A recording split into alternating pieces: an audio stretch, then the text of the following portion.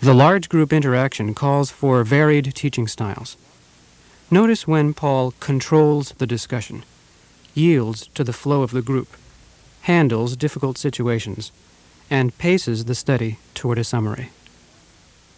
What I'd like to have us do is come back now to the beginning and not immediately jump all around in the text, but let's just work with the first section a little bit, and your comments and observations, bring them up. We need to hear from one another, and then I'll pick up on some things. But I want to hear what you were talking about. We need to hear together and sort of come in. And if it's a repeat, fine, and we all understand that, and we move on. But if it's something different and you want to question about it, then feel free to do it.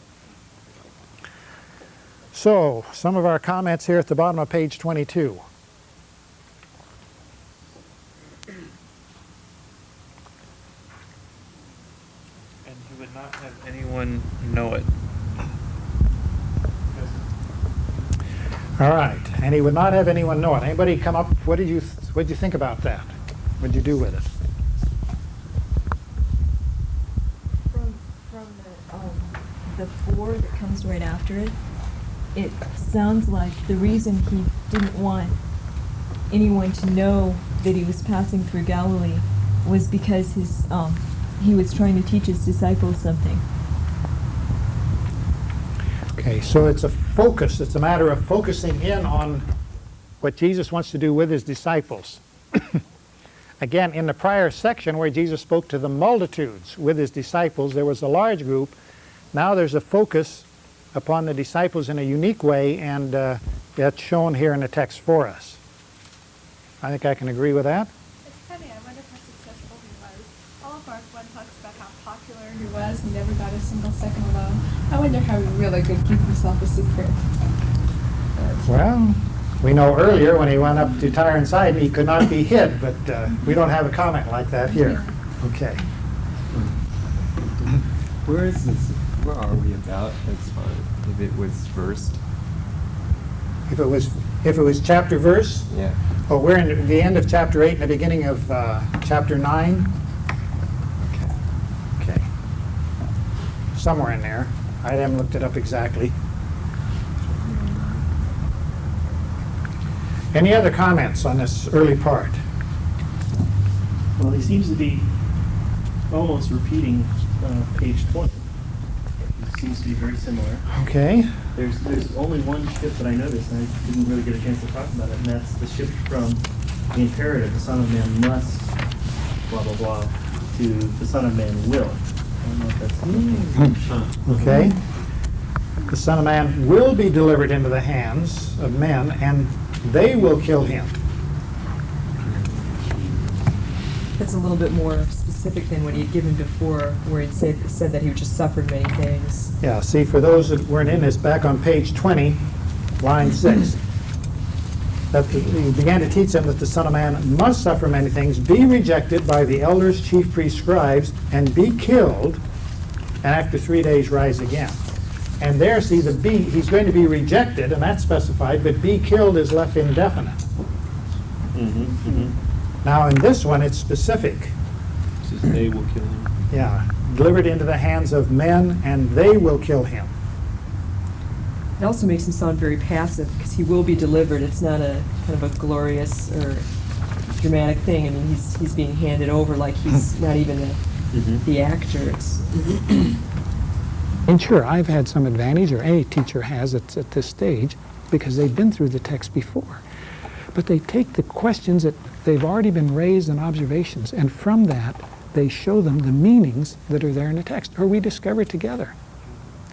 Many times when I've been in a study with a group of students and I thought I knew the text, the students' observations and questions and their comments will open up a new meaning to me. It's not that I sat down and studied all the meaning of the Gospel of Mark. I've learned it in studying it with the students. we blew it, didn't we? Back there, you're talking about when they were talking about who's the greatest? No, John says, we saw somebody casting out demons in your name, and we told him to stop. And we sort of, yeah, it's like, we did it bad, didn't we? I still see the basic theme being who's the greatest.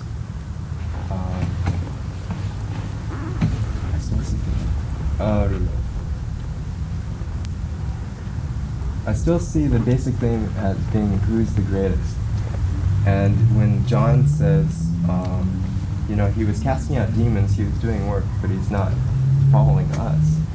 It seems to me that they've already assumed that the 12 have a certain amount of stature that others don't. For any reason, that seems to be assumed.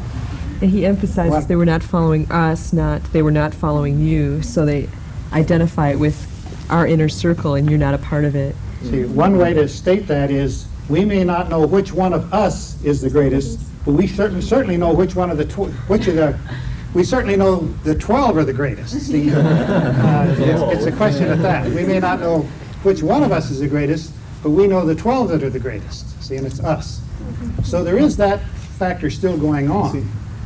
And it still seems that John is off base with that assumption, that undermining assumption. But there's no doubt that the word that John uses is, we forbade him. But what does Jesus do? He reproves him. Well, with the child. Right. He welcomes. So there is that contrast, see, in the text we have to pick up on, is Jesus is welcoming and John is forbidding or rejecting. And that's also in the text and has to be thought about. And also this man is being a servant. I mean, he's casting out demons, he's serving these people that have this problem, and here they're forbidding someone from being a servant, so not only are they not being servants, but they're stopping someone else who would want to do that. Doing what the disciples had just been incapable of doing. That's right. Exactly. Okay. But not only that, but John's convicting himself in another way too, because Jesus has just said, "Whoever receives one such child in my name," and then he says, "We saw a man casting out demons in your name, and we forbade him." Come on, John. So obviously the man thought that he was bearing the name Christ and was performing his work in the name of Christ, but they were rejecting him. Well, as some people say, I'm so inductive I can't do anything else. I just start doing it. And in the process of doing it, you learn. You have to take a risk. All study is a risk because you're going into something unknown, you've never been there before, you're leading a study with a group of people.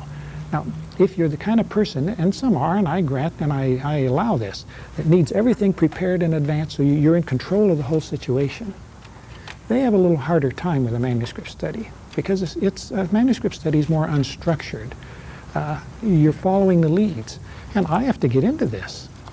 But as you get into it and you get excited about the text and the students get excited, I learn, they learn, and you're never the same the next time you go through it.